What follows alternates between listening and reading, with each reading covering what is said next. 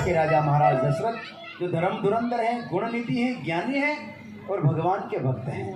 और एक दिन भूपति मनमाई भई ग्लानि मोरे सुत नाई, मन में ग्लानि हो गई कि मेरे कोई संतान नहीं है। और जब प्रजा को तकलीफ पड़ती है तो प्रजा कहाँ जाती है? राजा के पास। और राजा को तकलीफ पड़े तो राजा कहाँ जावे? गुरु ग्रह गया हो तुरंत महिपाला, गुरु ग्रह गए तुरंत महिपाला, चरण लागी करी विनय विशाला, चरण लागे करी विनय विशाला, चरण लागी करी विनय विशाला, चरण लागे कर विनय विशाला। गुरु जी के पास गए, वशिष्ठ जी के पास, गुरुदेव चरणों में प्रणाम किया। गुरुदेव मेरे कोई संतान नहीं है, मुझे बड़ा दुख है। तब गुरु जी ने कहा, राजन धीरज धारण करो। दरहु धीर हो सुत चारी, जगत विदित वदन भयहारी। महाराज आप एक नहीं चार बेटा वेला धीरज धारण करो, और वो भी जगत के भक्तों का भय हरने वाले हैं, जो जगत में विदित होंगे। और उसके लिए एक कार्य करना पड़ेगा, उसके लिए यज्ञ करना पड़ेगा। और उसी पुत्रेष्टि यज्ञ को करवाने में निपुण है श्रृंगी ऋषि, तो उनको बुलाना पड़ेगा। श्रृंगी ऋषि वशिष्ठ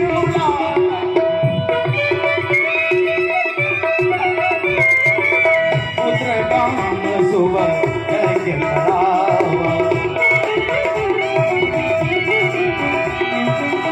भगति सहित मुनि आहुति दीने, भगति सहित मुनि आहुति दीने, प्रगटे अग्नि चरो करलीने।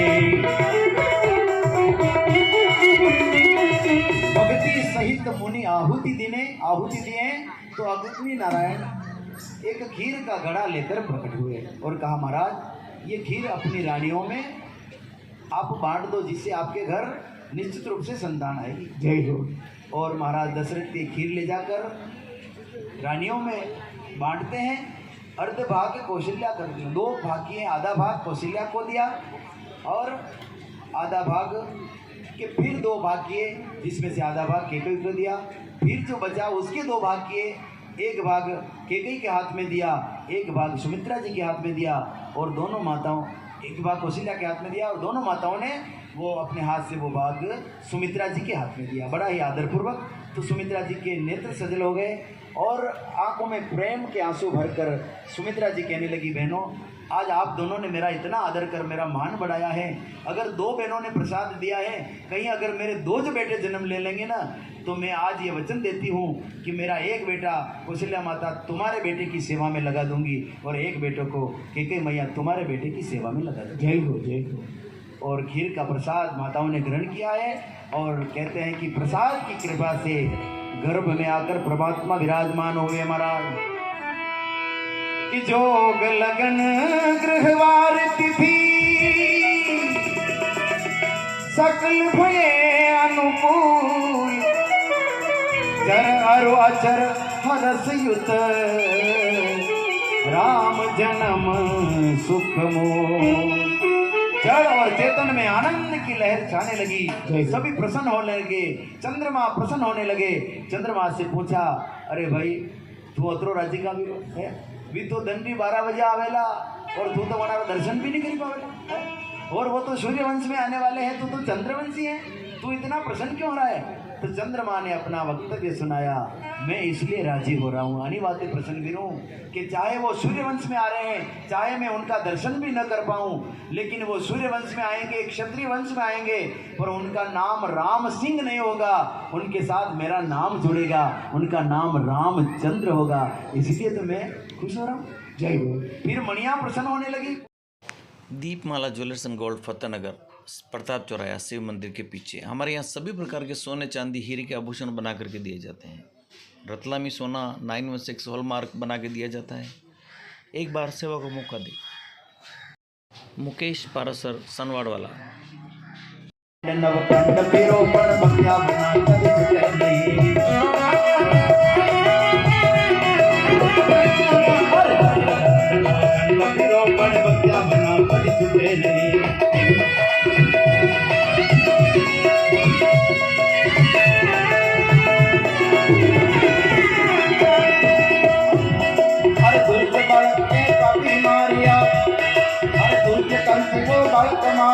वो पापी में घटे नहीं।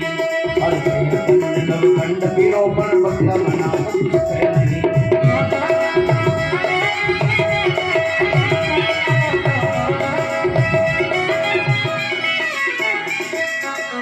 यूं करता करता 6 बालका ने मरने 7वां बालक के रूप में गर्भ में शेष नारायण भगवान थे।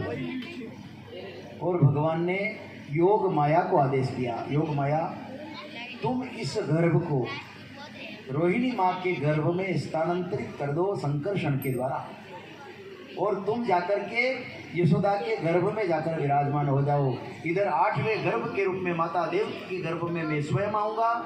मेरे पिता वसुदेव जी मुझे यहाँ से गोकुल ले आएंगे और आप वहाँ पर जन्म ले लेना, वहाँ से आपको यहाँ ले आएंगे। आपका नाम अनंत रूपों से गिना जाएगा, आपका नाम जगत विख्यात होगा, आपको अनेक नामों से लोग तुम्हारी पूजा अर्चना करेंगे।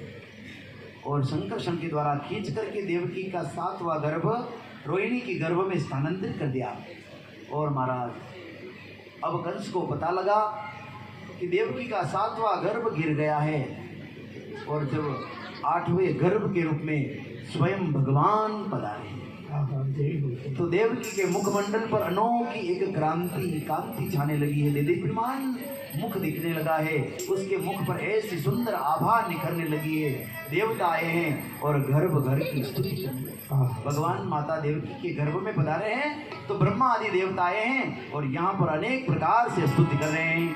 सत्यव्रतम सत्यपरम त्रिसत्य योनि निहितम च सत्ये सत्यस्य सत्यमृत सत्यनेत्रम सत्यात्मकत्वं शरणं प्रपन्ना।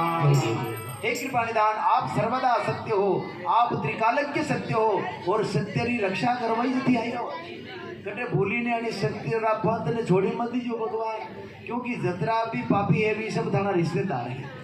माँ दुष्ट पापी थानो मामो कड़ी देखला ये तो मामा जी आना नहीं मानना, तो ऐसा समझ करके तुम उन्हें छोड़ मत देना। उधर शिशुपाल जो पापी है वो थाना मासी रो बेटो, उधर दंत वक्र है तुम्हारा मासी का बेटा, जितने भी पापी वो सब तुम्हारे रिश्तेदार हैं। कहीं ऐसा ना हो जाए कि बाहर आकर आप बदल जाओ।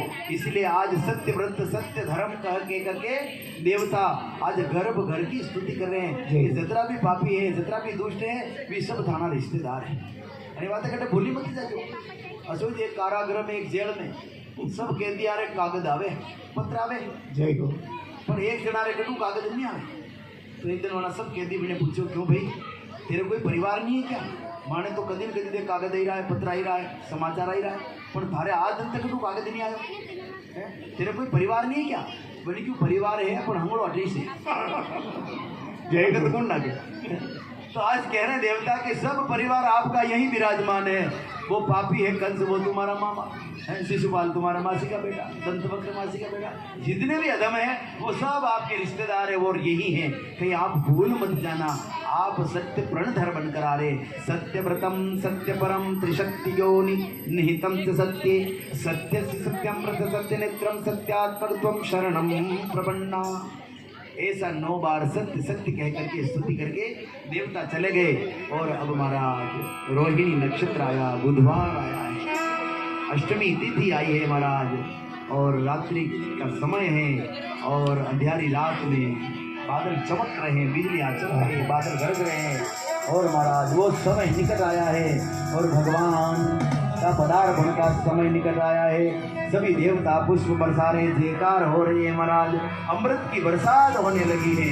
और जैसे चतुर्भुज नारायण के रूप में कारागृह में भगवान का प्रादुर्भाव हुआ है, सभी जय जयकार कर बोले चतुर्भुज नारायण भगवान की। यहाँ पर वसुदेव जी स्वयं भगवान की स्तुति गा रहे हैं।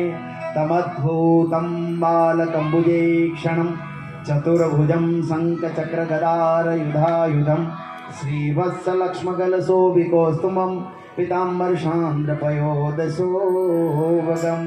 और उधर ग्वाल बाल गोकुल में इंतजार कर रहे हैं।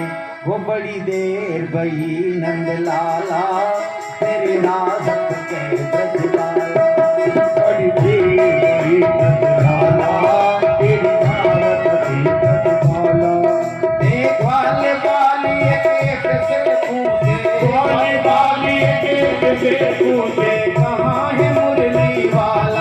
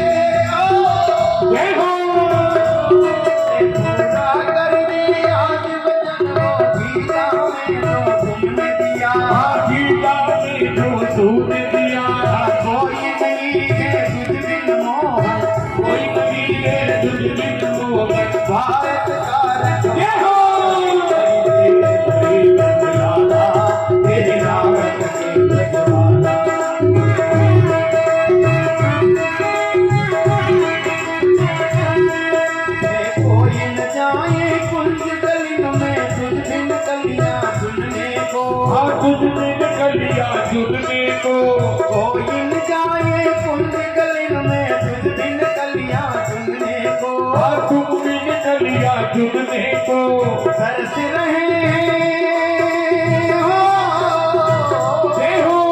तरस रहे यमुना के धुन मुरली की सुनने को। हाँ धुन मुरली की सुनने को।